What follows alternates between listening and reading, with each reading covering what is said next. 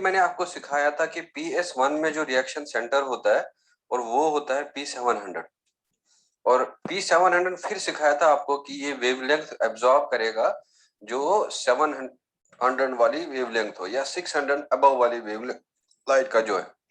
अब इसमें क्या होगा, जो जब लाइट आएगा और लाइट जो है वो एक्साइटेशन करता है P700 का।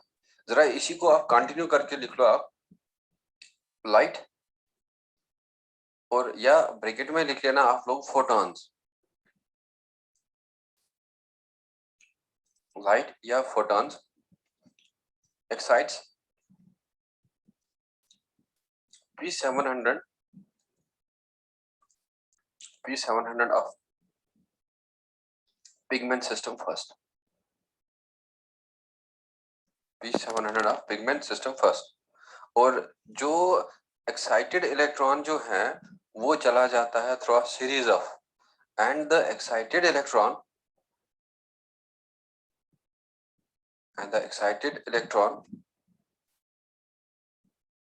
travels through the travels through series of electron carriers,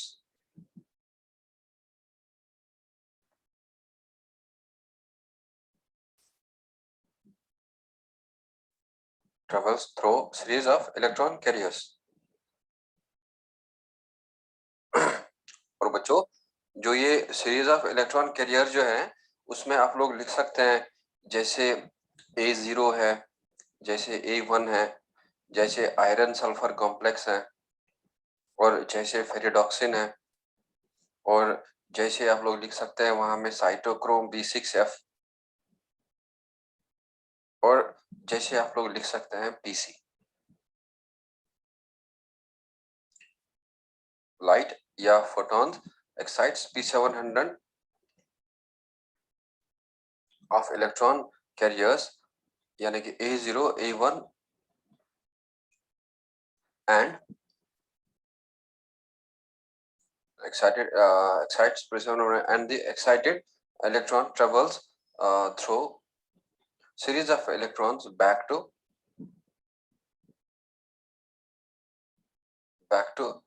excited P700, travels back to excited P700। चलो मैं आप लोगों को पहले इसका एक डायग्राम दिखा दूंगा, चार्ट बता दूंगा, और फिर मैं आप लोगों का ये फुल फॉर्म भी बता दूंगा क्या होता है A0, क्या होता है A1, क्या होता है आयरन सल्फर कॉम्प्लेक्स, और क्या होता है FD या बाकी चीजें। तो देखो बच्चों, इधर मैं जो आप लोगों को लास्ट वाला डायग्राम बताया था लास्ट क्लास में, वो था NCERT का सिंपल सा डायग्राम, लेकिन थोड़ा सा हमने उस सिंपल सा डायग्राम को अब हल्का सा एक्सप्लेन करना है, और एक्सप्लेन करके हमें फिर देखना है कि एग्जैक्टली कौन कौन से इलेक्ट्रॉन कैरियर्स यूज होते हैं। तो मैं सबसे पहले यहाँ मैं एक पिगमेंट सिस्टम फर्स्ट ले लूंगा, और पिगमेंट सिस्टम फर्स्ट में आप लोगों को पता है कि रिएक्शन सेंटर जो है वो होता है P700। तो now I will consider here P700, और इस P700 से अब इलेक्ट्रॉन जो है वो एक्साइट हो जाएगा, या और बच्चों जब ये P700 एक्साइटेड स्टेट में चला जाएगा तो इसको हम लोग लिखते हैं P700 स्टेट,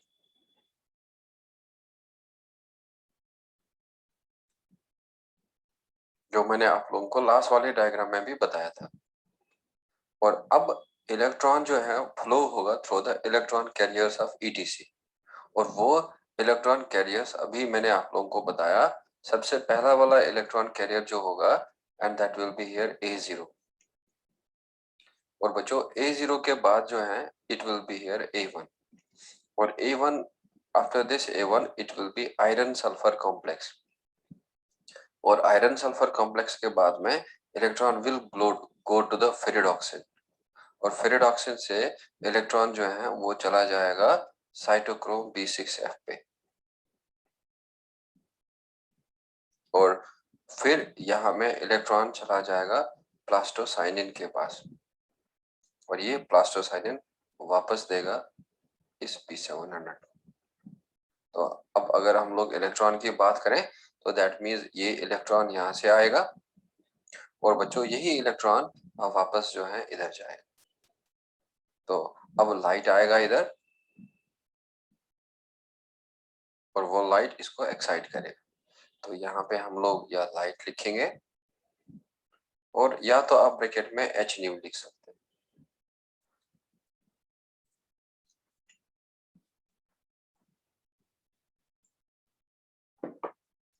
और जो ये वाला जो है ये सारा इलेक्ट्रॉन कैरियर्स। जैसे आप लोगों ने माइटोकॉन्ड्रिया में ईटीसी पढ़ा था ना, जरा माइटोकॉन्ड्रिया में बता दो ईटीसी में कितना कॉम्प्लेक्स इन्वॉल्व था। How many complexes were involved in the mitochondrial जब हमने ईटीसी पढ़ा था।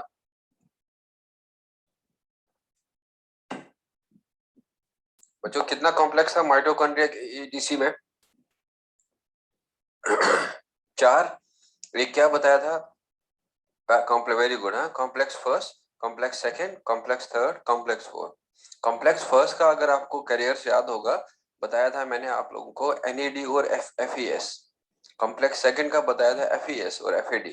कॉम्प्लेक्स थर्ड का फिर उसी तरीके से बताया था मैंने आप लोगों को कि कॉपर होता है, साइटोक्रोम होगा, और फिर लास्ट वाले का भी बताया था A3A A3 वगैरह होगा। तो यहाँ पे भी ये सारे इलेक्ट्रॉन कैरियर्स हैं। अब आप लोग यहाँ पे लिख लेना कि जो P700 का मतलब क्या होता है? It is reaction centre. अगर आप लोगों को राइट साइड में जगह नहीं है तो लिखने का जरूरत नहीं है राइट साइड में। और इस फिगर का जो है नाम दे सकते हैं आप साइक्लिक फोटोफॉस्फोराइलेशन।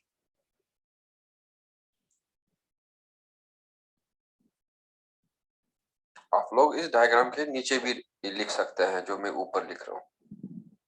तो P700 हो गया reaction centre in ground state. और अगर हम लोग P700 के ऊपर स्टार डाल देंगे, एस्टेरिक का मार्क डाल देंगे, तो ये वाला हो गया reaction centre in excited state.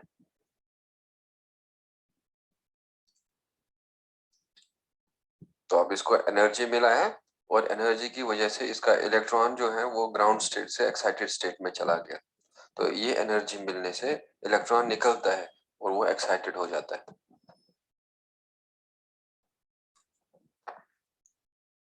इसमें दूसरा वाला जो है A0 इन्वॉल्व हुआ, और A0 आप लोग याद रख लेना, इट इज मॉडिफाइड क्लोरोफिल।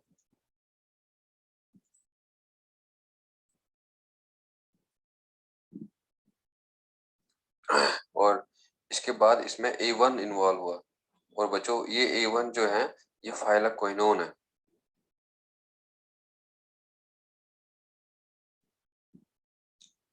और then you can write here FeS, और FeS का मैंने आपको माइटोकॉन्ड्रिया में समझाया था, it is iron sulphur complex.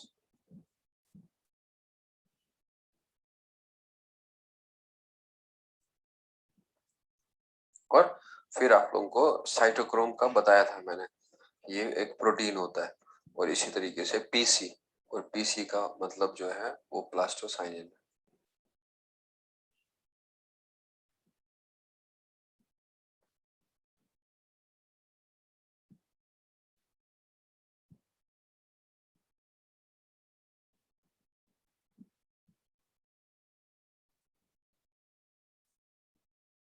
ठीक है। और कहीं जगह में आपको इन दोनों का, जो ये आयरन सल्फर कॉम्प्लेक्स है, और फेरिडॉक्सिन का नहीं लिखा मैंने, चलो एफडी का लिख लो आप इधर में। आप लोग फेरिडॉक्स प्लास्टोसाइनिन अगर नहीं लिखा है तो पहले एफडी लिख लेना। और बच्चों एफडी हो गया फेरोडॉक्सिन। और कहीं कहीं पे आपको मिलेगा इन दोनों की जगह में, यानी कि आयरन सल्फर कॉम्प्लेक्स, तो कभी कहीं कहीं में एफआरएस भी मिलेगा। तो यहाँ पे लिख लेना आप, ये फिर टॉक्सिन हो गया, और पीसी जो है वो plastocyanin.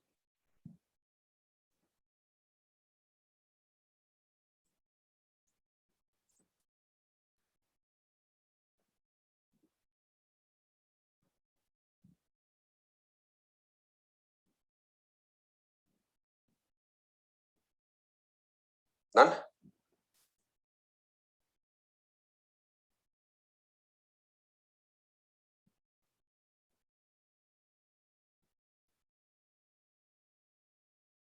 Are you done with this?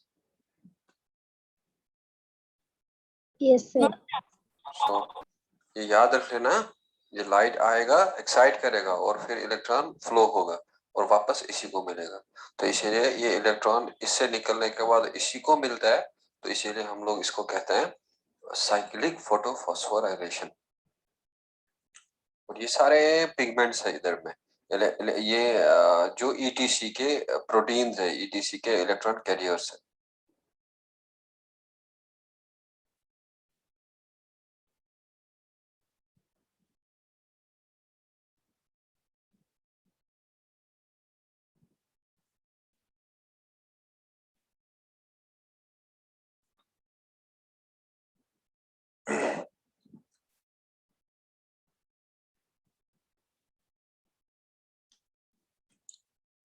मुझे बता देना जब हो जाएगा।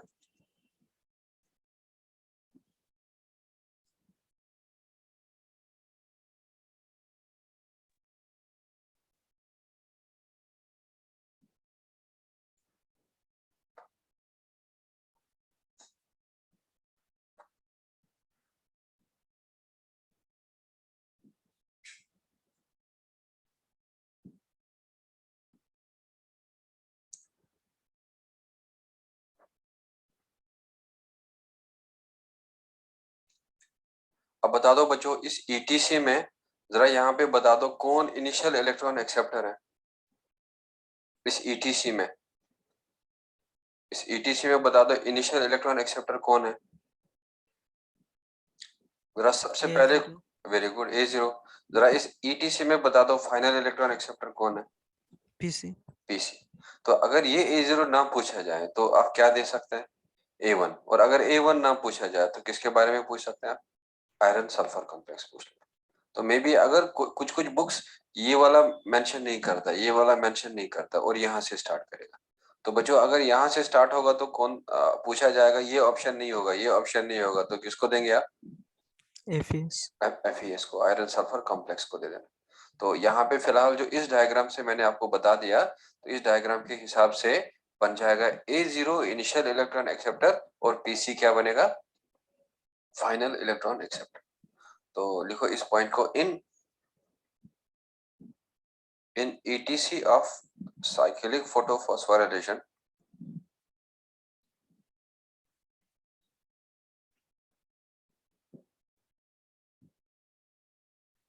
in ETC of cyclic photophosphorylation, A0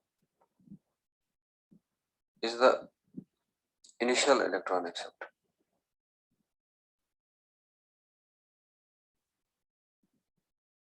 A0 is the initial electron acceptor and PC यानी कि plastocyanin is final electron acceptor.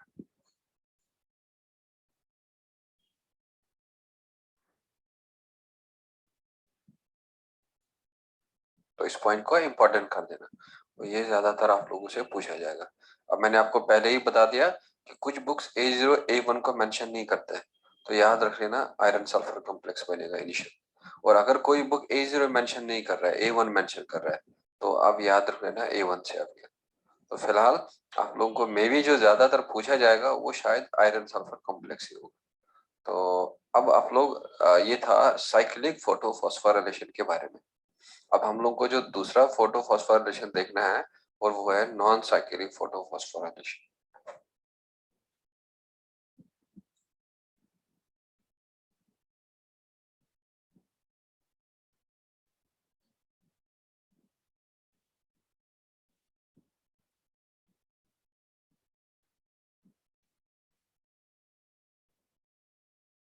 Non cyclic photophosphorylation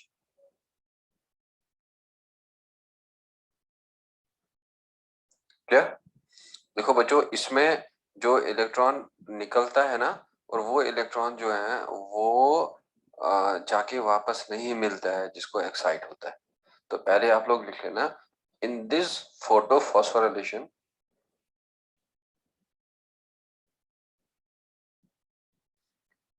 in this photophosphorylation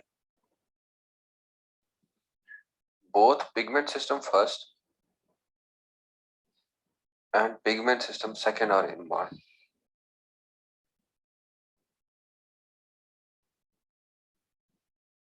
Both pigment system first and pigment system second are involved. That works together. That works together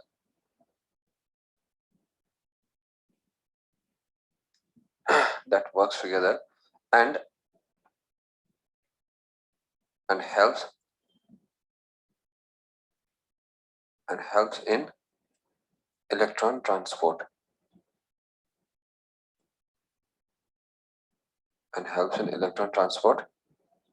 as well as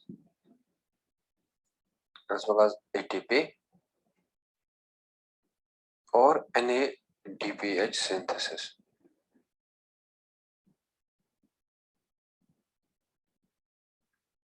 So इसमें next point लिख लेना, the excited electron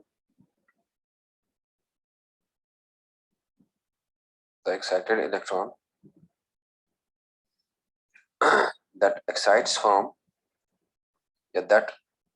is removed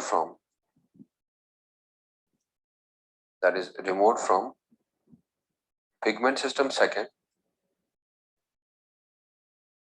The excited electron that is removed from pigment system second does not migrates back to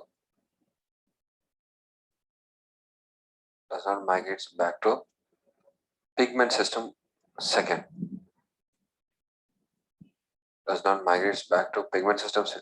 Thus this phosphorylation, this process is called as non-cyclic photophosphorylation.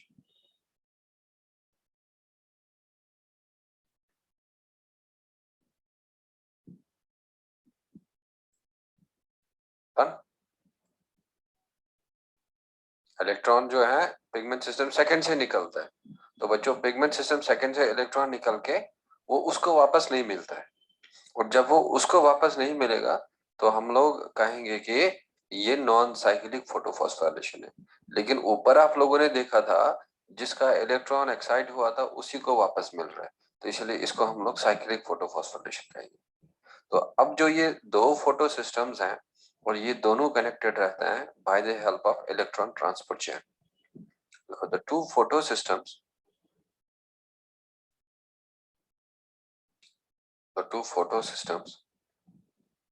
remains connected with each other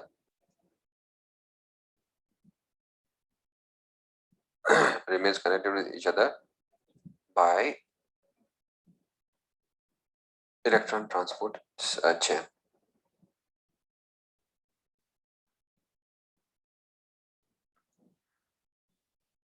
By electron transport chain. अब बच्चों आप लोगों को पता है कि electron transport chain को ETC कहते हैं।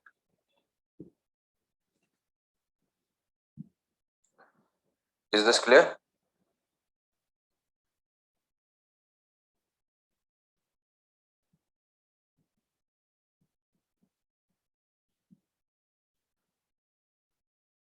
चलो मैं आप लोगों को पहले NCERT वाला डायग्राम को एक्सप्लेन करूंगा और उसके बाद मैं आप लोगों को थोड़ा उस NCERT का डायग्राम का एक्सप्लेनेशन दूंगा और जिससे आप लोगों को क्वेश्चन आता है।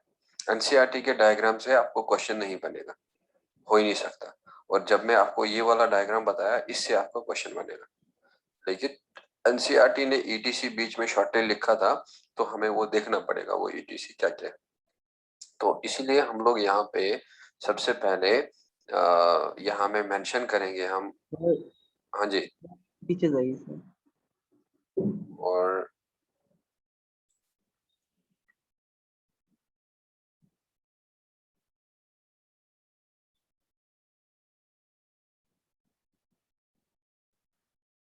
अब दो फोटो सिस्टम कनेक्टेड रहते हैं एक दूसरे के साथ बाय ETC, और लेकिन यहाँ में एक ही फोटो सिस्टम था लेकिन उसमें भी ETC था, तो लेकिन ये दोनों फोटो सिस्टम कनेक्टेड रहेंगे by both with each other by the help of ETC.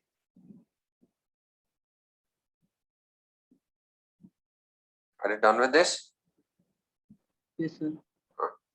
तो अब देख लो बच्चों, इधर मैं लूंगा सपोज लाइट हार्वेस्टिंग कॉम्प्लेक्स, और आप लोग लिख सकते हैं यहाँ में लाइट हार्वेस्टिंग कॉम्प्लेक्स और रिएक्शन सेंटर। जरा रिएक्शन सेंटर कौन सा होता है पिगमेंट सिस्टम फर्स्ट में,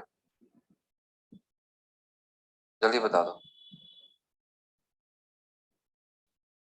बच्चों, क्या होता है? P680।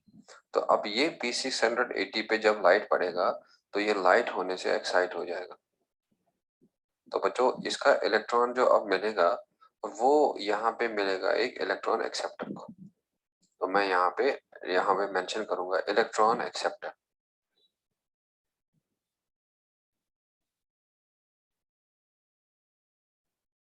और ये इलेक्ट्रॉन हमें पता है कि इसको हम लोग शॉर्टली ई बार से रिप्रेजेंट करते हैं। तो अब जो ये इलेक्ट्रॉन एक्सेप्टर जो होगा यहाँ में, और जो मैं आपको यहाँ पे कंपोनेंट बता दूंगा, और बच्चों ये होगा पिगमेंट सिस्टम सेकेंड। यहाँ मैं मेंशन करूंगा कि this is the pigment system second, क्योंकि पिगमेंट सिस्टम सेकेंड का ही रिएक्शन सेंटर होता है P680। अब देख लो इधर, यहाँ में अब जो नेक्स्ट वाला इलेक्ट्रॉन एक्सेप्टर जो देगा, ये अपना इलेक्ट्रॉन जो है देगा ETC को, और यहाँ में मैं लिखूंगा ETC, इलेक्ट्रॉन ट्रांसपोर्ट चेन। और ये इलेक्ट्रॉन ट्रांसपोर्ट चेन जो है अब इलेक्ट्रॉन लेगा यहाँ से, और बच्चों आगे बढ़ाएगा। अब देखेंगे हम आगे किसको देगा ये। तो जब हम लोग आगे देखेंगे, और यहाँ से अब मिलेगा एक और रिएक्शन सेंटर, और जिसको हम P700 कहेंगे। तो इधर में भी हम लोग लिखेंगे LHC और लाइट हार्वेस्टिंग कॉम्प्लेक्स और plus reaction centre. Pigment system second का रिएक्शन सेंटर आप लोग को मैंने सिखाया P700 होता है। तो अब इसका इलेक्ट्रॉन जो है वो एक्साइट हो जाएगा। तो जब इलेक्ट्रॉन एक्साइट होगा तो ये भी इलेक्ट्रॉन जो है एक इलेक्ट्रॉन कैरियर को देगा, इलेक्ट्रॉन एक्सेप्टर को देगा। तो यहाँ में हम लोग लिखेंगे इलेक्ट्रॉन एक्सेप्टर।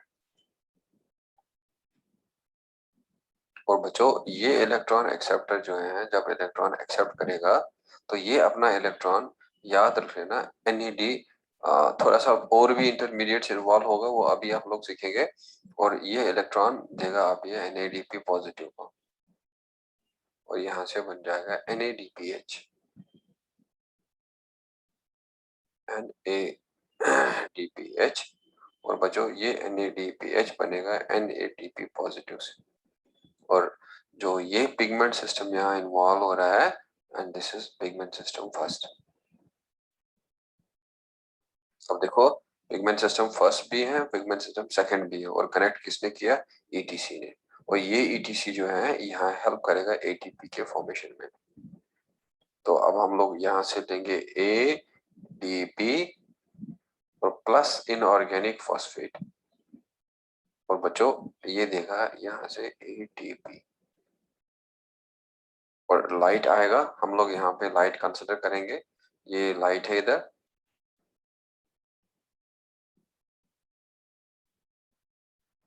और ये लाइट पहले इसका इलेक्ट्रॉन एक्साइट करेगा इसका। और जब इसका इलेक्ट्रॉन एक्साइट किया वो इलेक्ट्रॉन इधर जाएगा, और इसका इलेक्ट्रॉन मिलेगा पिगमेंट सिस्टम फर्स्ट को। और पिगमेंट सिस्टम फर्स्ट का पहले एक्साइटेशन हुआ होगा इसी लाइट से, और उसका इलेक्ट्रॉन आगे बढ़ेगा और वो मिलेगा NADPH को। तो 700 का इलेक्ट्रॉन मिलेगा NADPH को, लेकिन 600 का इलेक्ट्रॉन मिलेगा 700 को। और अब अगर हम देखेंगे 600 को कहां से इलेक्ट्रॉन मिलेगा, तो बच्चों 600 को इलेक्ट्रॉन मिलता है बाय द प्रोसेस, और that is called as photolysis of water. तो अब यहाँ से वाटर का फोटोलाइसिस होगा, और वाटर आएगा, और वो वाटर कन्वर्ट हो जाएगा एक तो ऑक्सीजन में, मॉलिक्यूलर ऑक्सीजन में, और प्लस कन्वर्ट हो जाएगा 2 इलेक्ट्रॉन में। तो यहाँ मैं लिखूंगा 2 इलेक्ट्रॉन और प्लस मैं लिखूंगा यहाँ पे 2 प्रोटॉन मिलेगा वाटर से, और बच्चों प्लस एक मॉलिक्यूलर ऑक्सीजन मिलेगा, ये sorry 1/2 of the molecular oxygen मिलेगा। और ये प्रोसेस को हम लोग कहते हैं फोटोलाइसिस ऑफ वाटर।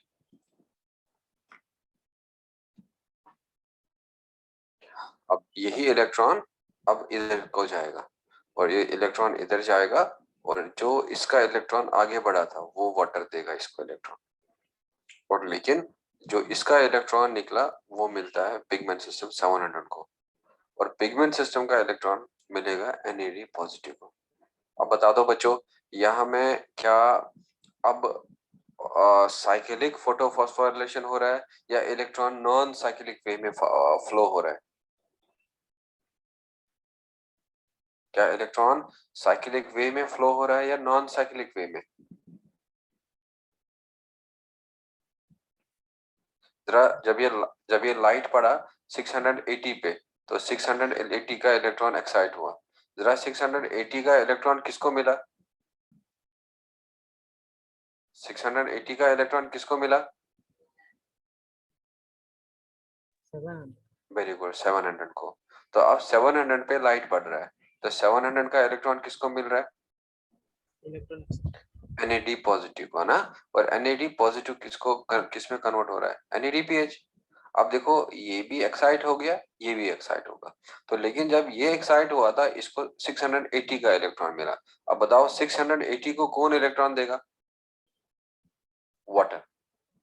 और वाटर यहाँ ब्रेक होगा 2 इलेक्ट्रॉन में, 2 प्रोटॉन में, और प्लस 1/2 ऑफ मॉलिक्यूलर ऑक्सीजन, और ये इलेक्ट्रॉन वापस आएगा, और ये 680 जो है ग्राउंड स्टेट में आएगा। तो दैट मीन्स 680 को वाटर दे रहा है इलेक्ट्रॉन, 700 को दे रहा है 680 इलेक्ट्रॉन, और 700 का इलेक्ट्रॉन जा रहा है NAD पॉजिटिव पे, और वो बन रहा है NADPH। क्या ये सबको समझ आ गया?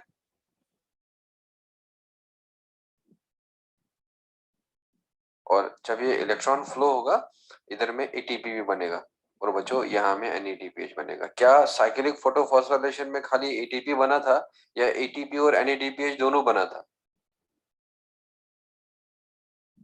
क्या? वेरी गुड, सिर्फ क्या बना था? ATP बना था, लेकिन यहाँ में क्या बनता है? ATP भी बनता है और NADPH भी बनता है। अब देखो इधर में यहाँ आपको एक Z जैसा मिलेगा, Z जैसा पाथ मिलेगा आपको ऐसे। तो बच्चों ये इसको हम लोग Z स्कीम कहते हैं।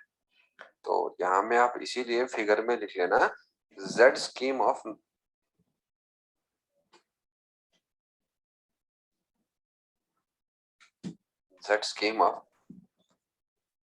Non cyclic photophosphorylation.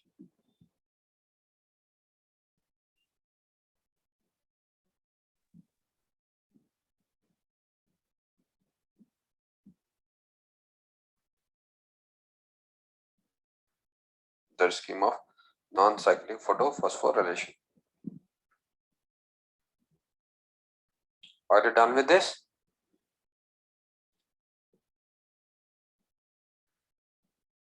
Yes, sir. तो अब आप लोग नेक्स्ट पॉइंट लिख लेना। इन non-cyclic photophosphorylation,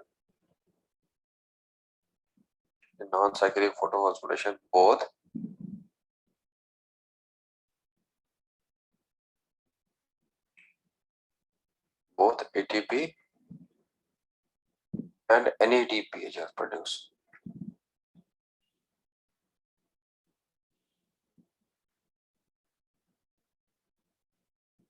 Both ATP and NADP are produced. ये बड़ा इंपॉर्टेंट पॉइंट है, इसको इंपॉर्टेंट कर देना। अब देख लो बच्चों, हम नेक्स्ट पॉइंट यहाँ पे लिखना, मैं इसको इस Z स्कीम को एक्सप्लेन करता हूँ, और इस Z स्कीम को मैं एक्सप्लेन करूंगा by the help of the जो NCERT है, जो वर्ड्स उसने लिखे हैं, तो वो आप लोगों को एग्जैक्टली याद रखना है। तो इसमें आप लोग लिख लेना the the whole scheme of transfer of electrons, the whole scheme of transfer of electrons starting from pigment system second. बच्चों जरा बता दो मुझे, पिगमेंट सिस्टम सेकेंड से जब ये इलेक्ट्रॉन निकला फिर किसके पास जा रहा है ये?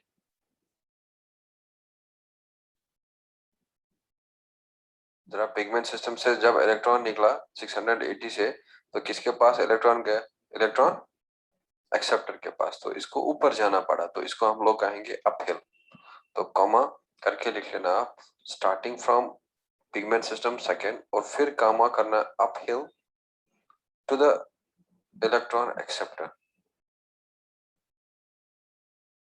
Uphill to the electron acceptor. अब बता दो, क्या यहाँ में अपहिल हो रहा है, क्या यहाँ में डाउन हिल हो रहा है या अपहिल हो रहा है? इधर डाउन। Down hill. तो डाउन हिल किसके में? ई टी सी में।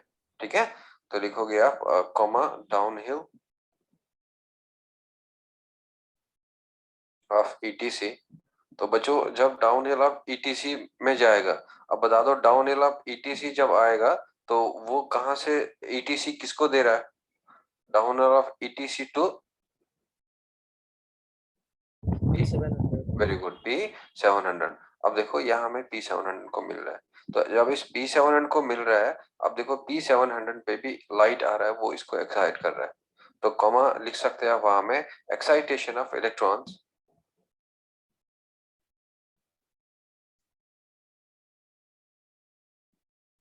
एक्साइटेशन ऑफ इलेक्ट्रॉन और फ्रॉम PS1।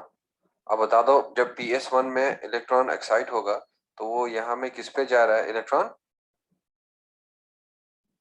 इलेक्ट्रॉन एक्सेप्टर पे। तो यहाँ पे हम लोग यहाँ पे लिखेंगे transfer to another electron acceptor,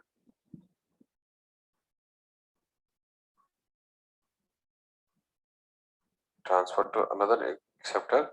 अब बताओ वो इलेक्ट्रॉन फाइनली किसको मिल रहा है? वो इलेक्ट्रॉन फाइनली किसको मिला है? अरे यहाँ पे देखो बच्चों, वो इलेक्ट्रॉन किसको फाइनली मिल रहा है? NADP पॉजिटिव को। और देखो यहाँ डाउन हिल हो गया, तो यहाँ अपहिल और यहाँ डाउन हिल हो गया। तो यहाँ पे लिखेंगे and finally downhill to NADP positive, and downhill to NADP positive, so that to form so that to form NADPH.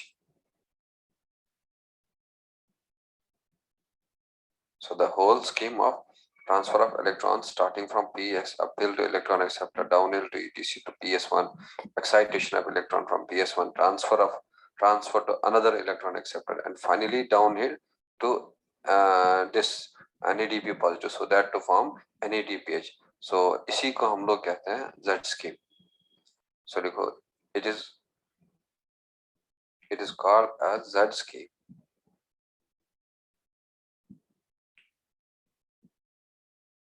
अब बताओ Z scheme किसके बेसिस पे दिया हमने? क्या इसके पैटर्न ऑफ इलेक्ट्रॉन फ्लो से या किसी और वजह से?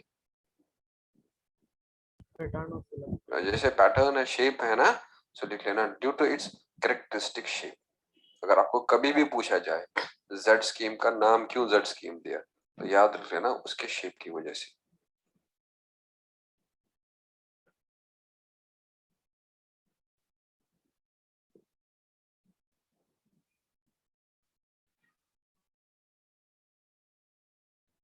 सो इसमें आप लोग लिख लेना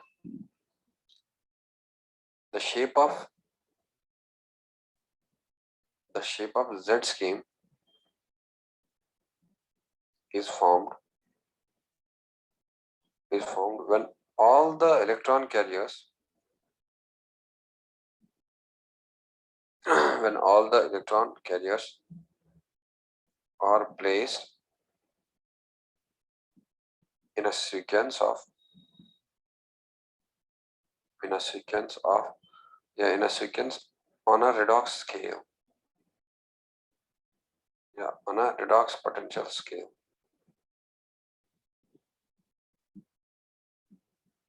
और बच्चों ये पॉइंट भी इंपॉर्टेंट कर देना, ये मैं आपको अभी समझा दूंगा। आप लोगों ने फुटबॉल मैच देखा होगा या आप लोगों ने कभी खुद भी इलेक्ट्रॉन NADPH में, हाँ इलेक्ट्रॉन जो है लास्ट इलेक्ट्रॉन NADP पॉजिटिव को ही मिलेगा और NADPH बनेगा। Final electron acceptor is NADPH here. Final electron acceptor यहाँ में NADPH ही होता है। तो अब देख लो बच्चों, इधर आप लोगों ने फुटबॉल मैच अगर देखा होगा, फुटबॉल मैच में अगर एक खिलाड़ी फुटबॉल को पकड़ता है तो वो उसको घुमाता रहता है ग्राउंड में। अब अगर दूसरा खिलाड़ी उससे ताकतवर होगा और वो आएगा उससे फुटबॉल खींच लेगा। तो या अगर आप लोगों ने कभी खुद भी कोई गेम खेला होगा, तो अगर आपके पास कोई चीज है, दूसरा ओपोनेंट आ रहा है और वो आपसे ताकत ज्यादा रखता है और वो खींचता है, निकलता है, तो जरा बता दो बच्चों, अब इसमें बताओ आप लोग मुझे, क्या इस A0 का इलेक्ट्रॉन खींचने का ताकत ज्यादा होगा या इस A1 का इलेक्ट्रॉन खींचने का ताकत ज्यादा होगा?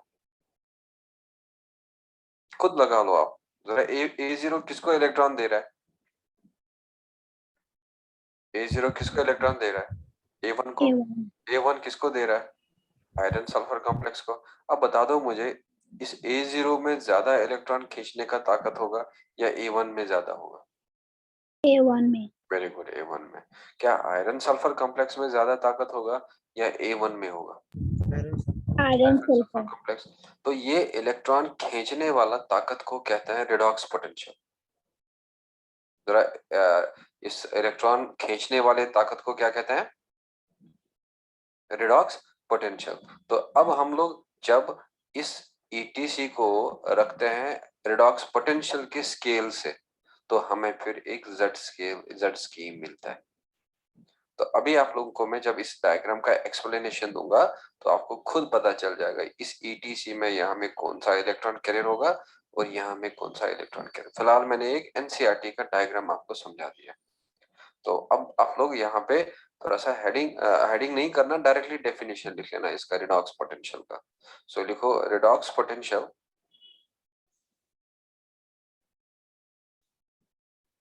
रिडॉक्स पोटेंशियल या इस रिडॉक्स पोटेंशियल को हम लोग ऑल्सो कहते हैं ऑक्सीडेशन रिडक्शन पोटेंशियल।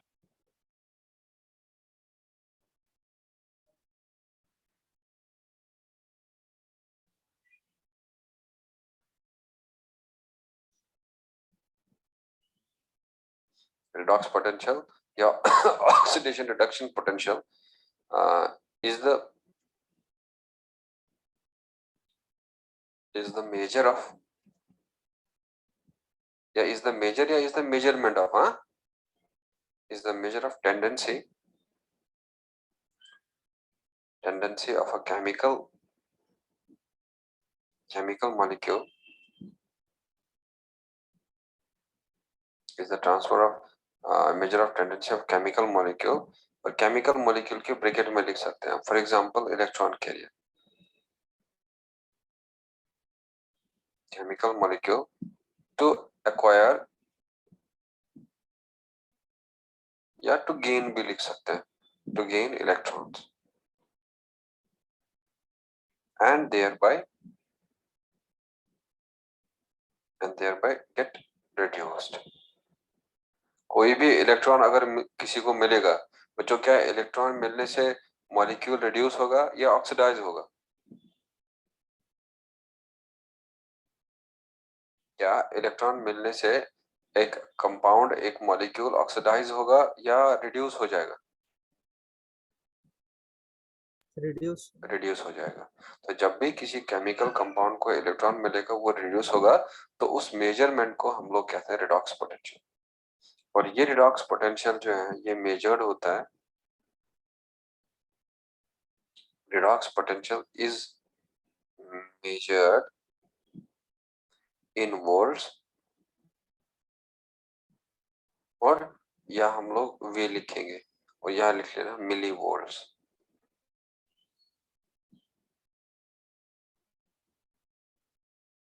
और यह लिख लेना MV। Done.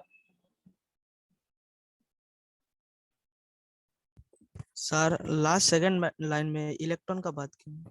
Electron and air bar.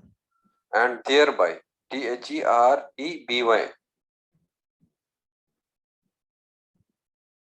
and thereby get reduced. Redox potential is measured in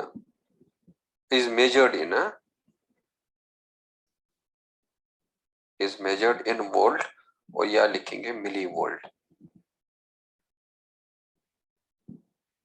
done.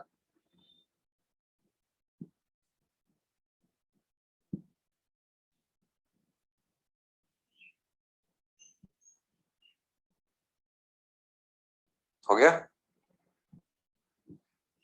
Yes, sir. अब बताओ मुझे आप लोग, अगर मैं यहाँ पे लिखूंगा सपोज A0 और बच्चों मैं यहाँ पे लिखूंगा A1 और मैं लिखूंगा यहाँ में आयरन सल्फर कॉम्प्लेक्स और मैं लिखूंगा यहाँ में सपोज फेरिडॉक्स है, ठीक है, और मैं लिखूंगा यहाँ में NADP पॉजिटिव. जरा किसका आपको लग रहा है रिडॉक्स पोटेंशियल ज्यादा होगा, किसका रिडॉक्स पोटेंशियल कम होगा?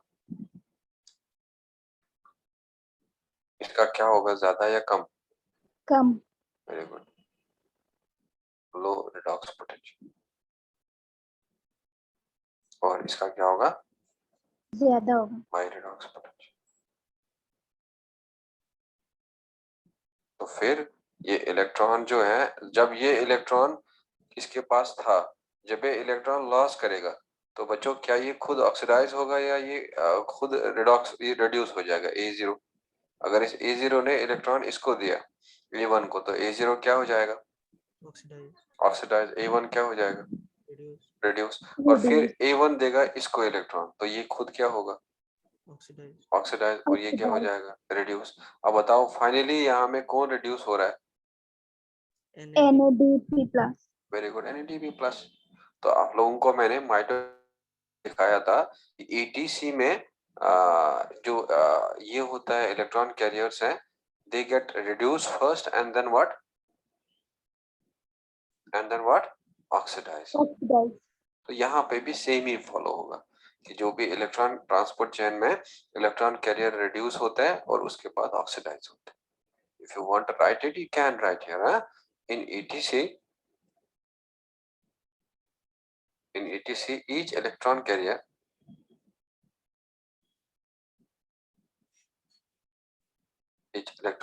is first reduced and then oxidized.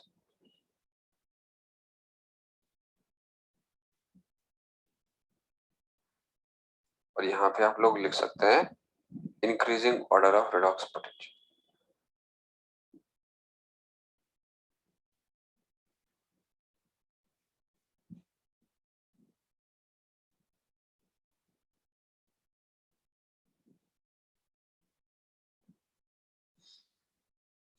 Increasing order of redox potential.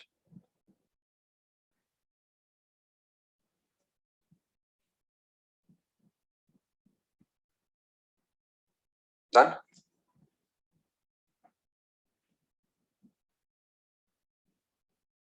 तो अब थोड़ा सा मैं आप लोगों को इस नॉन साइक्लिक फोटोफॉस्फोरिलेशन का थोड़ा सा एक्सपेंडेड वाला डायग्राम बता देता हूँ, और जो मतलब जिससे आप लोगों का क्वेश्चन बनेगा. तो इस NCERT के डायग्राम से बहुत ही कम क्वेश्चन बनने का चांस है, तो लेकिन इसका एक्सपेंशन देखना है तो वो एक्सपेंशन आप लोग ऐसे बना सकते हैं. जरा बच्चों, कौन सा रिएक्शन सेंटर पहले इन्वॉल्व होता है? क्या 680 या पहले इन्वॉल्व होता है 700? 680. वेरी गुड, 680 है ना. तो ये मैं लिखूंगा यहाँ में 680. तो अगर इस 680 को मैं मानूं ये किसका रिएक्शन सेंटर है? पिगमेंट सिस्टम सेकंड का रिएक्शन सेंटर. तो मैं यहाँ पे ब्रैकेट में रिएक्शन सेंटर सेकंड लिखूंगा. तो अब इसका इलेक्ट्रॉन एक्साइट हो जाएगा और ये इलेक्ट्रॉन एक्साइट होके बन जाएगा एक्साइटेड P680. तो जब ये इसका एक्साइटेड इलेक्ट्रॉन जो रिमूव हो जाएगा और वो इलेक्ट्रॉन जो है अब फ्लो होगा by the help of electron carriers. तो वो इलेक्ट्रॉन कैरियर जो यहाँ पे याद रखना है आपको, वो है फ्यूफाइटिन। और बच्चों वो आप लोगों को याद रखना है QA,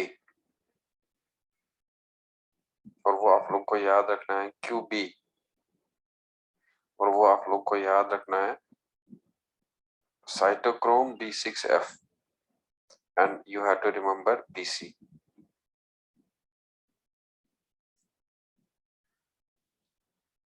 तो अब यहाँ से आगे जो इलेक्ट्रॉन बनेगा, और फिर ये इसको देगा, ये इलेक्ट्रॉन इसको देगा, ये इलेक्ट्रॉन इसको देगा, और ये इलेक्ट्रॉन सर यस। क्या है हाँ हाँ, के ऊपर? मैं समझ नहीं पा रहा हूँ आपका, आप जरा रिपीट कर दो। सर QA के ऊपर ये क्या है? कोई बच्चा समझ रहा है ये क्या कह रहा है? जो बच्चा स्कूल में नहीं है, क्या ये समझ रहा है ये क्या कह रही है?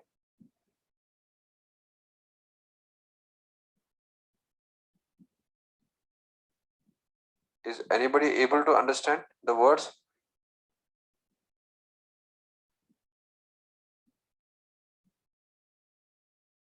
चलो अब नेक्स्ट जो है लिख लेना आप यहाँ पे। सर उसने पूछा QA QB क्या है? अभी अभी सिखाऊंगा, आप टेंशन मत ले लो। जैसे मैंने इसमें दिखाया था ना, क्या है ये है ना A0 A1, ये सब मैं आपको सिखाऊंगा। बस फिलहाल याद रख लो आप, QA QB जो है वो इलेक्ट्रॉन कैरियर्स है, वो ETC है। फिलहाल बस इतना समझो, उसको हम है, और ये फाइलाकोइनोन है। और अब आप लोग यहाँ पे जो है लिख लेना P700, और P700 याद रख लेना आपको, क्या वो पिगमेंट सिस्टम फर्स्ट होगा या पिगमेंट सिस्टम सेकंड होगा? फर्स्ट होगा। तो बच्चों ये जो पाइलो प्लास्टोसाइनिन है, ये इसको इलेक्ट्रॉन देगा। अब देखो इधर, यहाँ से अब इलेक्ट्रॉन जो है एक्साइटेड हो जाएगा, और जब इलेक्ट्रॉन एक्साइटेड हो जाएगा तो ये खुद एक्साइट होके यहाँ पे बन जाएगा P700, और P700। तो अब इस 700 से यहाँ में इलेक्ट्रॉन जो है जरा किस में जाएगा? A0, और बच्चों A0 से किस में जाएगा? A1, A1 से इलेक्ट्रॉन किस में जाएगा? आयरन सल्फर कॉम्प्लेक्स को, और आयरन सल्फर कॉम्प्लेक्स जरा किसको देगा? फेराडॉक्सिन को। और ये फेराडॉक्सिन जो है आगे अपना इलेक्ट्रॉन बढ़ाएगा, और ये देगा यहाँ में इलेक्ट्रॉन NAD पॉजिटिव को, और यहाँ में NAD पॉजिटिव आएगा, तो बच्चों यहाँ में NADH बनेगा, सॉरी NADPH बनेगा।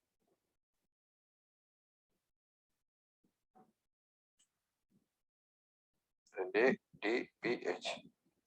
और यहाँ में एक एंजाइम यूज होता है, और उस एंजाइम का नाम अगर आपको याद होगा, बताया था FNR।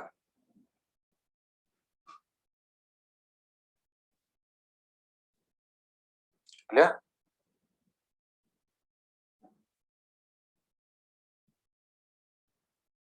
तो अब इलेक्ट्रॉन आएगा इधर से, और वो इलेक्ट्रॉन आगे आगे बढ़ता जाएगा, और बच्चों इलेक्ट्रॉन इधर से आएगा, और वो इलेक्ट्रॉन इधर से आएगा। जरा ये बता दो बताओ, इस P680 को वापस कौन इलेक्ट्रॉन देगा? लाइट। ना इलेक्ट्रॉन, वो तो लाइट तो एक्साइट करता है, इसको कौन इलेक्ट्रॉन देगा P680 को? अभी समझाया। वाटर। वेरी गुड, वाटर देगा। तो जब वाटर देगा इसको, तो वाटर का क्या होगा? Break down. ठीक है, वहां मैंने आपको एक वाटर मॉलिक्यूल दिखाया, चलो हम यहाँ पे दो वाटर मॉलिक्यूल दिखाएंगे, है ना? तो अब अगर यहाँ में हम लोग लेंगे कि दो वाटर मॉलिक्यूल आ रहा है, तो वो दो वाटर मॉलिक्यूल आ रहा है, और वो दो वाटर मॉलिक्यूल यहाँ में ब्रेक होगा। जरा यहाँ पे बता दो बच्चों, दो वाटर मॉलिक्यूल कितना प्रोटॉन देगा?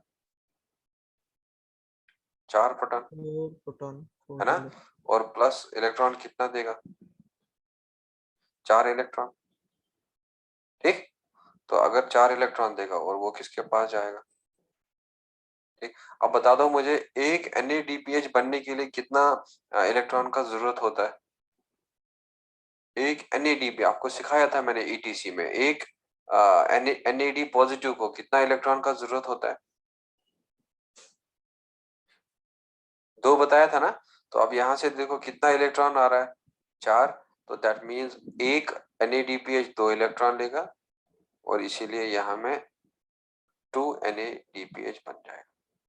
ठीक है, अगर हम लोग एक ही वाटर मॉलिक्यूल लेंगे तो एक ही NADH लिखेंगे, और अगर हम वही लिखेंगे जो मैंने यहाँ पे आपको लिखा है, वाटर और 2 इलेक्ट्रॉन, लेकिन अगर हम 2 वाटर मॉलिक्यूल लेंगे तो यहाँ पे बच्चों 2 इलेक्ट्रॉन 4 इलेक्ट्रॉन आएगा।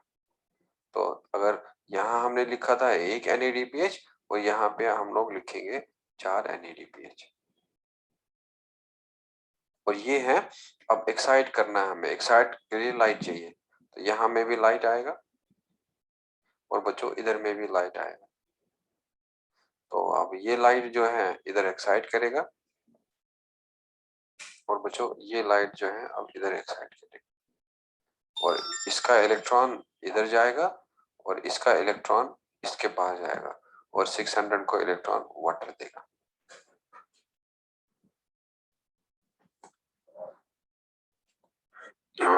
और इसमें आप लोग नीचे लिख लेना कि फिगर जो है वो नॉन साइक्लिक फोटोफॉस्फोराइलेशन।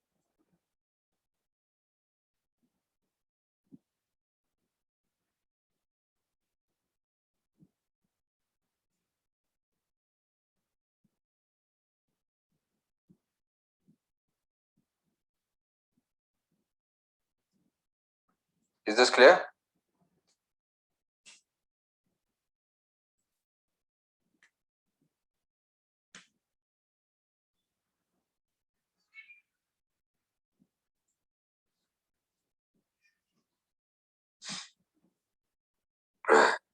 बच्चों ये समझ आया?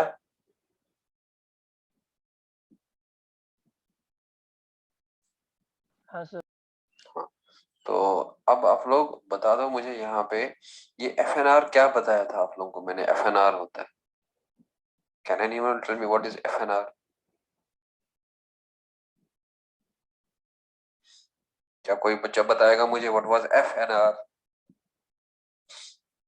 क्या साइक्लिक फोटोफॉस्फोराइलेशन में, क्या साइक्लिक फोटोफॉस्फोराइलेशन में NADPH बनता है या नहीं? सर NADPH बनने में हेल्प करते हैं वेरी FNR। गुड, NADPH बनने में हेल्प करते हैं। तो क्या था इस FNR का फुल फॉर्म? क्या था इस FNR का फुल फॉर्म? देखिए आप लोग रिवाइज नहीं करते ना, अगर रिवाइज करते तो एकदम से आप लोग बोलते। फेरोडॉक्सिन NADPH रिडक्टेस, और जो एप्सन होता है स्ट्रोमा लेमिली में, और स्ट्रोमा लेमिली में साइक्लिक फोटोफॉस्फोराइलेशन होता है, वहां में NADPH नहीं बनता क्योंकि ये एंजाइम एब्सेंट था। चलो अब आप लोग लिख लेना ये फुल फॉर्म जो आप लोगों ने पूछा था क्या क्या है। तो सबसे पहले जो है आप लोग लिख लेना वहां में फियोफाइटिन के बारे में। फियोफाइटिन का बड़ा इंपॉर्टेंट है, तो देखो फियोफाइटिन, फियोफाइटिन इज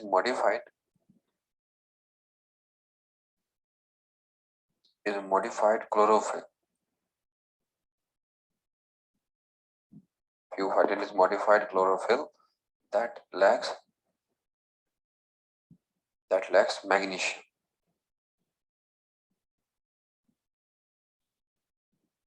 और ब्रैकेट में लिख लेना Mg+2, और इसमें लिख लेना in fiyofitin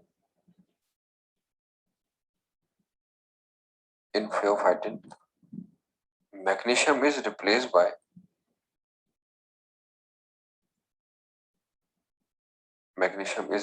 by two protons.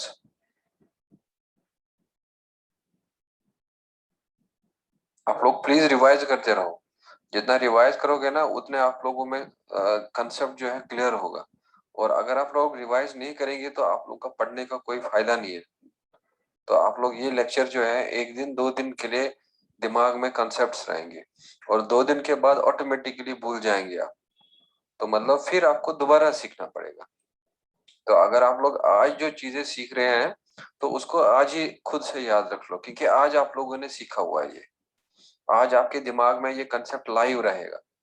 तो लेकिन जब आप कल उठेंगे और कल आप कोशिश करेंगे तो वहां लग रहा है कि मुझे समझ ही नहीं आ रहा, वहां और आप लोगों को समझना पड़ेगा।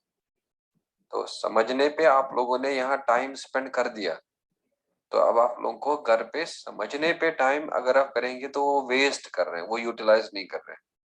तो आप लोग को घर पे अब याद रखने का कोशिश करना है, जो मैंने आप लोगों को कहा था मेमोराइज करने के लिए याद, आपको रिवाइज करना है और रिवाइज करने से मेमोराइज अपने आप ही हो जाएगा। तो यहाँ मैं आपको अंडरस्टैंड करवा रहा हूँ, ये अंडरस्टैंड आप लोगों को रहेगा लाइव आज रात के लिए।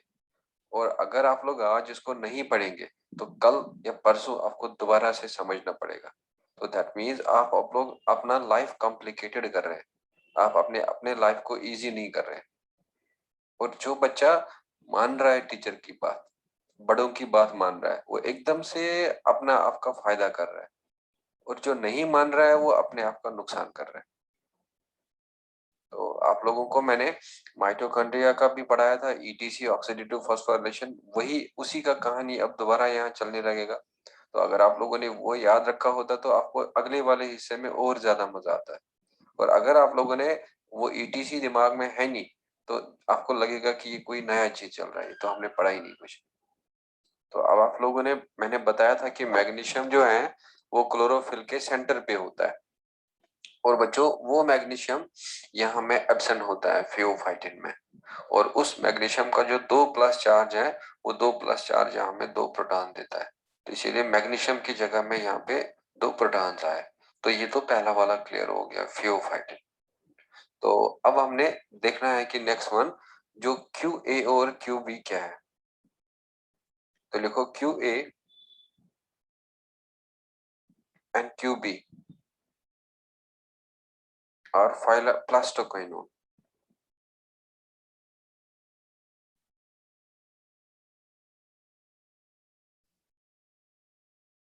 QA and QB are plastoquinone that are actually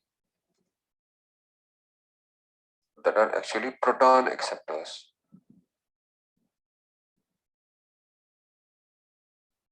That are actually proton acceptors, but also transfers electrons. अब बच्चों बता दो मुझे, क्या ये प्लास्टोक्विनोन अब क्या प्रोटॉन एक्सेप्टर है या इलेक्ट्रॉन एक्सेप्टर है रियलिटी में?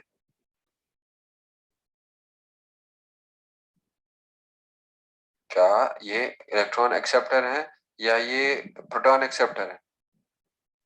प्रोटॉन एक्सेप्टर है, लेकिन प्रोटॉन एक्सेप्ट करने के चक्कर में ये किसको ट्रांसपोर्ट करता है? ऑल्सो इलेक्ट्रॉन को भी ट्रांसपोर्ट करता है।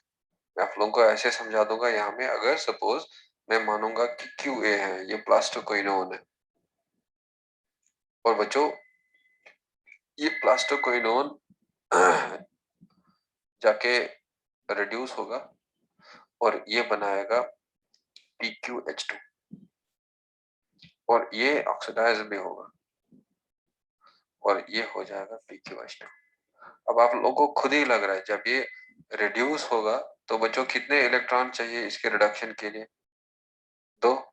और जब ये 2 इलेक्ट्रॉन आएगा इसके पास तो कितना प्रोटॉन लेगा? ये 2 प्रोटॉन लेगा, PQ, और बनेगा PQH2।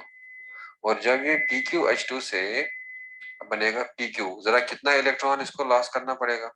2। और ऑटोमेटिकली कितना प्रोटॉन रिलीज होगा? 2 प्रोटॉन रिलीज होगा। सो दैट मीन्स ये वाला जो है PQ हम लोग कहेंगे इट इज ऑक्सीडाइज्ड प्लास्टोक्विनोन,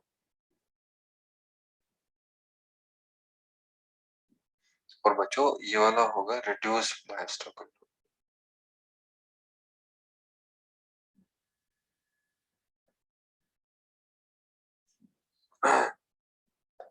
अब प्लास्टोक्विनोन ऑक्सीडाइज भी होगा और प्लास्टोक्विनोन रिड्यूस भी होगा। तो जब प्लास्टोक्विनोन इलेक्ट्रॉन एक्सेप्ट करेगा, प्रोटॉन ऑटोमेटिकली एक्सेप्ट हो जाएगा क्योंकि नेगेटिव चार्ज आएगा इसमें और बनेगा PQH2। और जब इसको अपना इलेक्ट्रॉन रिलीज करना पड़ेगा, तो प्रोटॉन भी अपने आप ही रिलीज हो जाएगा। सो ये है पी क्यू। अब याद रख लेना Q A and Q B they are plastoquinone. जरा ए वन का नाम क्या था? फाइलोक्विनोन। बच्चों ए वन का नाम क्या था इधर? फाइलोक्विनोन ए वन का इधर। और जो इसमें ये Q A and Q B है, this is plastoquinone. Is this clear? अब बताओ क्या था ये? साइटोक्रोम B6F प्रोटीन है, और पीसीबी क्या है? प्लास्टोसाइनिन, ये भी एक इलेक्ट्रॉन कैरियर, ये मैंने बता दिया। A0 का, A1 का, आयरन सल्फर कॉम्प्लेक्स का, फेरेडॉक्सिन का, सबका क्लियर हो चुका है। तो इसमें खाली फियोफाइटिन बेंडिंग था और QA एंड QB था। सो यहाँ आप लिख सकते हैं कि साइटोक्रोम जो है वो भी आयरन कंटेनिंग प्रोटीन होता है, और cytochromes are iron containing proteins.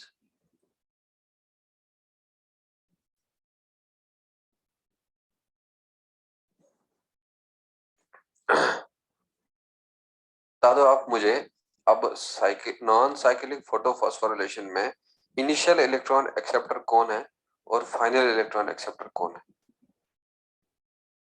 जल्दी।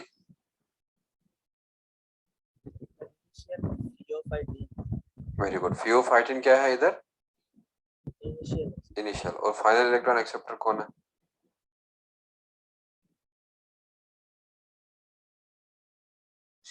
फाइनल इलेक्ट्रॉन एक्सेप्टर कौन है? जरा ये बता दो क्या है इधर? NADP positive. ये NADP पॉजिटिव क्या होगा? फाइनल इलेक्ट्रॉन एक्सेप्टर होगा। सो लिख लो इस पॉइंट को। in ETC of non-cyclic photophosphorylation,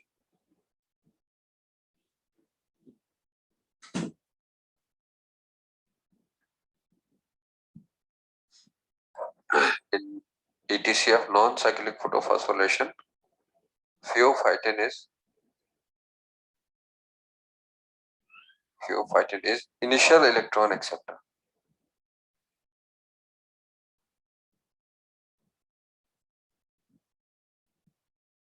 Pheophytin is initial electron acceptor, and NADP positive is final electron acceptor.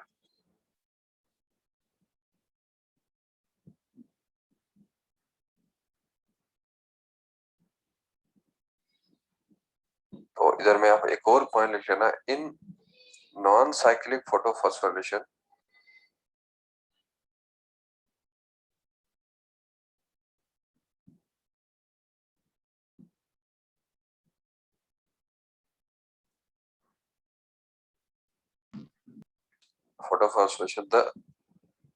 the electron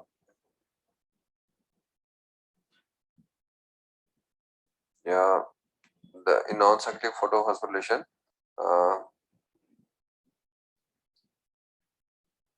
water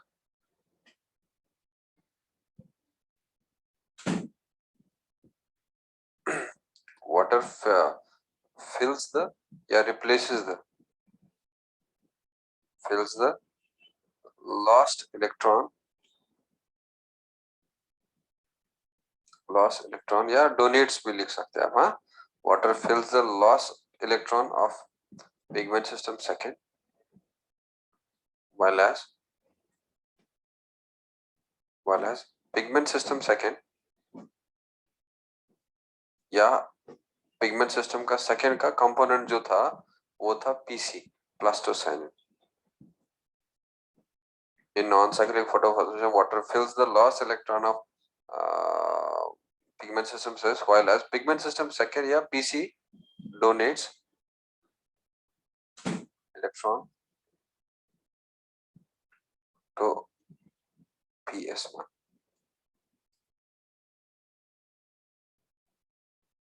Clear?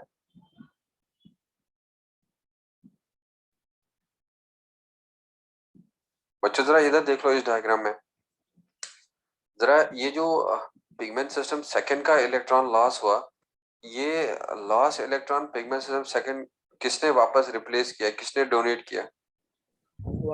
Water ने। तो अब जो इस 700 का जो है पिगमेंट सिस्टम फर्स्ट का ये इलेक्ट्रॉन जो एक्साइट हो गया, लॉस हो गया, और उसको किसने डोनेट किया? या तो हम क्या कहेंगे पिगमेंट सिस्टम सेकंड, और या तो क्या कहेंगे plastocyanin of pigment system second.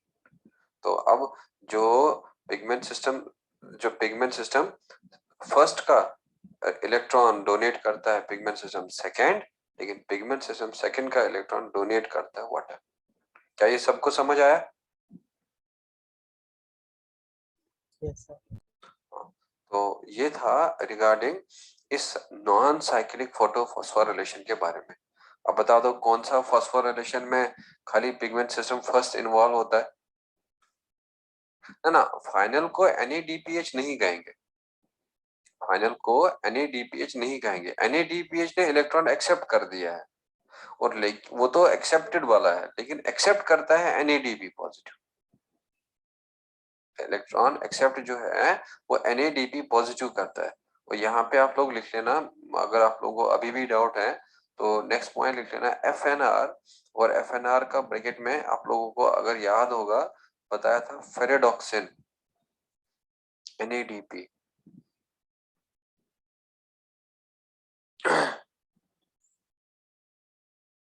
NADP positive reductase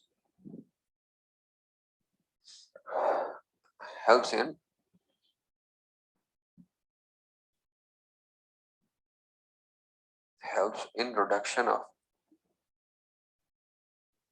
reduction of NADP positive। तो बच्चों सेम जो आपको मैंने ETC में माइटोकॉन्ड्रिया में सिखाया था कि NADP पॉजिटिव को 2 इलेक्ट्रॉन मिलने चाहिए और प्लस 2 प्रोटॉन मिलने चाहिए, और वो बन जाएगा NADPH, और प्लस मिलेगा H पॉजिटिव, और जो ये रिएक्शन कैरी करेगा इट विल बी FNR। तो अब क्या NADPH इलेक्ट्रॉन एक्सेप्ट कर रहा है या NADP पॉजिटिव इलेक्ट्रॉन एक्सेप्ट कर रहा है? NADP, तो इसलिए NADP पॉजिटिव को ही हम लोग कहेंगे फाइनल इलेक्ट्रॉन एक्सेप्ट। और ये वाला जो है ये याद रख लेना, दिस इज ऑक्सीडाइज्ड, और बच्चों ये वाला जो होगा ये रेड्यूस्ड होगा। और जहां में भी NADPH अगर यूज होगा, तो बच्चों जब भी NADPH यूज होगा तो ये याद रख लेना, ये देगा NADP पॉजिटिव, और प्लस देगा ये 2 इलेक्ट्रॉन, और प्लस देगा ये 2 प्रोटॉन, वो यहाँ पे प्लस चार्ज ऊपर डाल देना। तो दैट मीन्स NADPH बनने के लिए 2 प्रोटॉन का जरूरत होता है, 2 इलेक्ट्रॉन का जरूरत होता है। लेकिन जब भी NADPH यूज होगा NADP पॉजिटिव बनेगा, 2 इलेक्ट्रॉन बनेगा, 2 प्रोटॉन बनेगा। I hope this is clear to everyone now. और यही जो मैंने आप लोगों को बताया था FNR, और बच्चों ये एब्सेंट था स्ट्रोमल लेमिली में, और इसीलिए जो साइक्लिक फोटोफॉस्फोरिलेशन स्ट्रोमल लेमिली के अंदर होता है वहां में NADPH नहीं बनता है, वहां खाली ATP बनता है। तो अब आप लोग इसी में एक सब हेडिंग कर लेना, और उस सब हेडिंग में लिख लेना photolysis of water.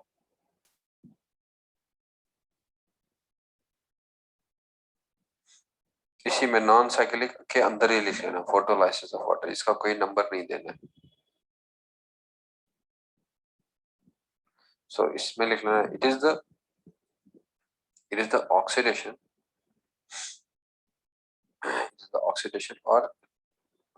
or splitting of water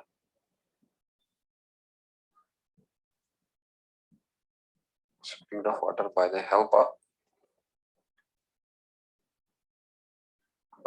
of water splitting complex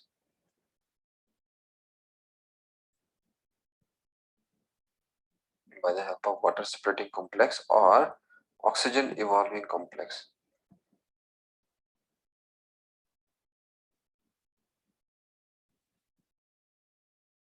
और बच्चों इस ऑक्सीजन इवॉल्विंग कॉम्प्लेक्स को हम लोग शॉर्टली OEC कहते हैं। It is the oxidation of or splitting of water by the help of water splitting complex or oxygen evolving complex. Clear?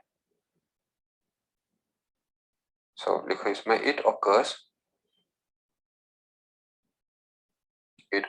in lumen of, या it occurs in grana, at grana लिख लेना,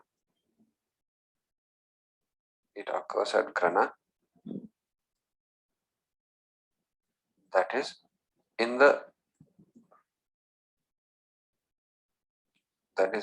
lumen of thylakoid membrane.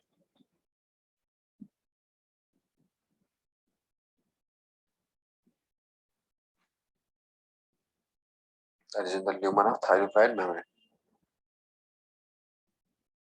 तो आप लोगों को मैंने बताया था कि सपोज अगर ये थाइलेकोइड मेम्ब्रेन है और बच्चों ये थाइलेकोइड मेम्ब्रेन है और ये थाइलेकोइड मेम्ब्रेन है और ये थाइलेकोइड मेम्ब्रेन का जो एग्रीगेशन होता है इस स्ट्रक्चर को हम लोग ग्राना कहते हैं, ग्रानम कहते हैं।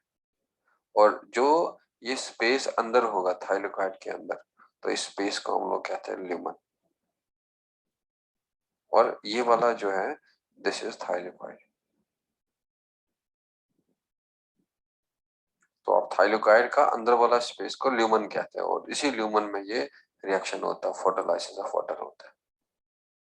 सर पूरा स्ट्रक्चर को ग्रेनम बोलते हैं। हाँ, पूरा स्ट्रक्चर को ग्रेनम बोलते हैं थाइलेकोइड जब एग्रीगेट होगा। और इसका एक मेम्ब्रेन जो है थाइलेकोइड मेम्ब्रेन हो गया और थाइलेकोइड मेम्ब्रेन के अंदर जो स्पेस है उसको क्या कहते हैं? ल्यूमन कहते हैं। ल्यूमन।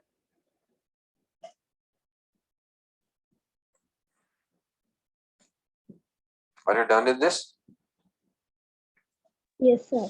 हाँ, चलो लिखो इसमें next point the space in thylakoid membrane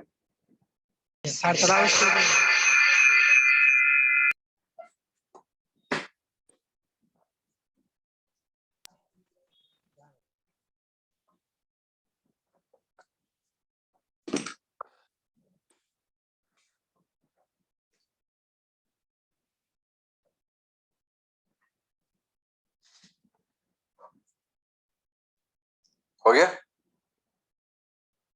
Yes, sir. और लिखो the space in thylakoid membrane is called as lumen। अब देख लो बच्चों इधर में, अगर सपोज मैं यहाँ पे कहूंगा कि ये 4 वाटर मॉलिक्यूल है और 4 वाटर मॉलिक्यूल जो है, अब ऑक्सीजन इवॉल्विंग कॉम्प्लेक्स आ रहा है और वो इसको 4 प्रोटॉन दे रहा है और प्लस 4 हाइड्रोक्साइड आयन दे रहा है। अब ये 4 हाइड्रोक्साइड आयन आएगा और बच्चों ये 4 हाइड्रोक्साइड आयन क्या करेगा, ये निकाल देगा यहाँ में 4 इलेक्ट्रॉन और प्लस निकालेगा 1 ऑक्सीजन और प्लस देगा 2 वाटर मॉलिक्यूल। अब देख लो आप यहाँ में, अगर हम लोग ये 2 वाटर मॉलिक्यूल है इधर, ये मैं 2 1 2 करूंगा और यहाँ पे 2 बचेगा। अब देखो ये हाइड्रोक्सल और ये हाइड्रोक्सल कैंसिल हो जाएगा, है ना? तो अब अगर हम लोग एक नेट रिएक्शन देखेंगे तो नेट रिएक्शन जो है कुछ ऐसे बनेगा। तो जरा बच्चों बता दो मुझे यहाँ में टोटल रिएक्शन क्या होगा, नेट रिएक्शन क्या होगा?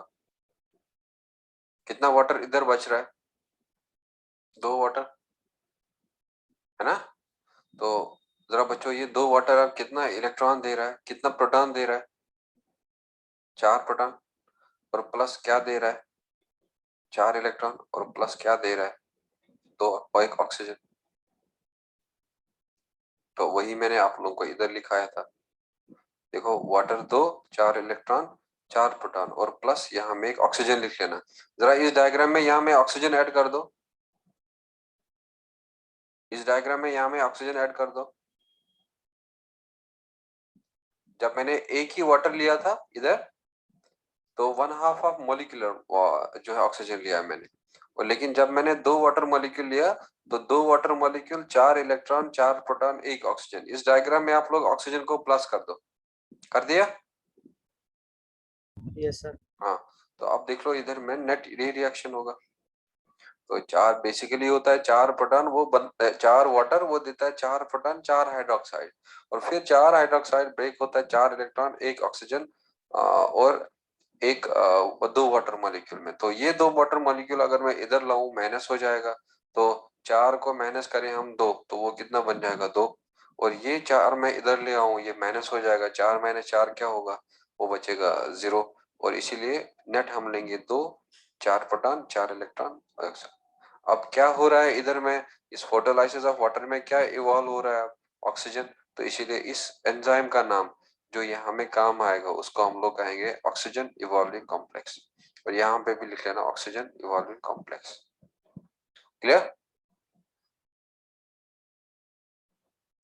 Yes, sir. सो इसमें लिख लेना photolysis of water,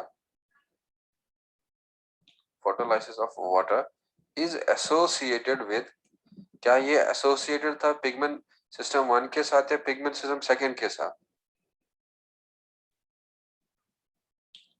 is associated with what? Pigment system 2 of Z scheme। अभी आप लोगों ने देखा था ये पिगमेंट सिस्टम 2 के साथ इन्वॉल्व था इधर, और किस स्कीम में? Z स्कीम में, मतलब non cyclic photophosphorylation. So next point you can write there, देखो 3 minerals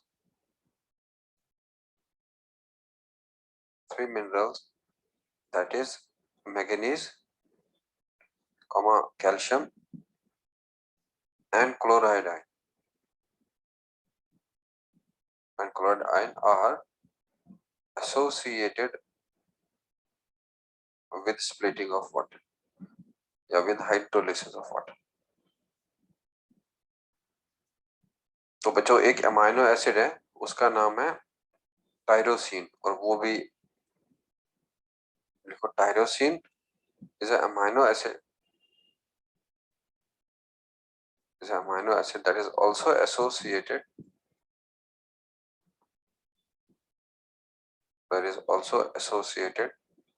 with hydrolysis of water।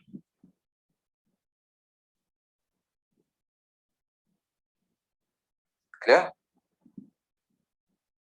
तो इसमें लिख लेना hydrolysis of water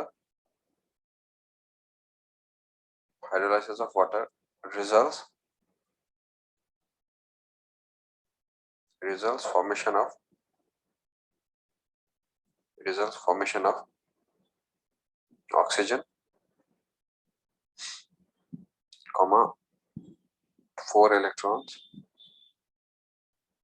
and 4 protons।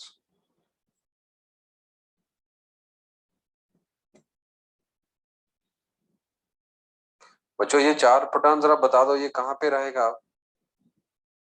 जरा कहाँ में फोटोलाइसिस ऑफ वाटर होता है? फोटोलाइसिस ऑफ वाटर किसके अंदर होता है? Z scheme का PS2। ना लोकेशन अभी बताया था ना, ल्यूमन में होता है ना। सो लिखो protons are accumulated in the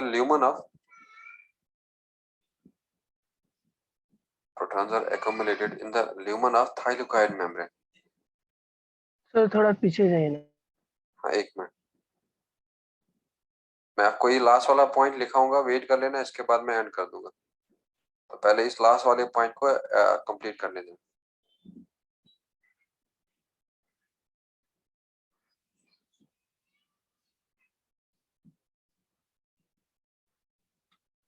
आप लोग क्या नोट्स मेंटेन नहीं कर पाते हैं क्लास के समय? बच्चों क्लास में आप नोट्स वगैरह मेंटेन कर पाते हैं या नहीं? करते हैं सर।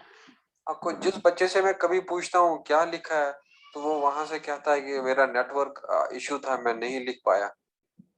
तो इसका मतलब कहाँ से वो फिर मैक्सिमम बच्चों से जब भी मैंने किसी से कुछ कहा तो कहा कि सर मेरा नेटवर्क खराब था, नहीं लिख पाया।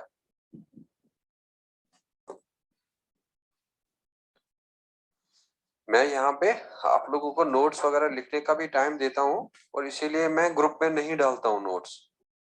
और जिस बच्चे का भी ये होगा, प्रॉब्लम होगा, तो या तो वो अपने फ्रेंड से मांगेगा नोट्स कि मुझे ये मिस हुआ है, ये अपना सारा कुछ आज ही कंप्लीट कर लो। किसी का नोट्स मिस हो रहा है, किसी का कोई पॉइंट समझ नहीं आ रहा है, एकदम से व्हाट्सअप कर दो मुझे कि सर ये वाला लाइन समझ नहीं आया, इसको दोबारा समझा दो। या किसी का नोट्स पेंडिंग है, वो अपने फ्रेंड से कहेगा कि आप अपना कॉपी का फोटो दे दो, या अगर फ्रेंड नहीं दे रहा मुझे कहेगा, मैं वो दे दूंगा। तो लेकिन अपना सारा काम जो है आज ही आप लोग फाइनलाइज कर दो। तो यहाँ पे लिख लो protons are accumulated in the lumen of thylakoid membrane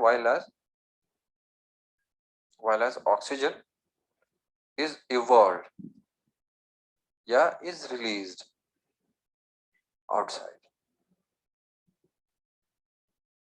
बताओ कौन सा फोटो फॉस्फोरिलेशन में अब ऑक्सीजन बन रहा है, क्या साइक्लिक में या नॉन साइक्लिक फोटो फॉस्फोरिलेशन में?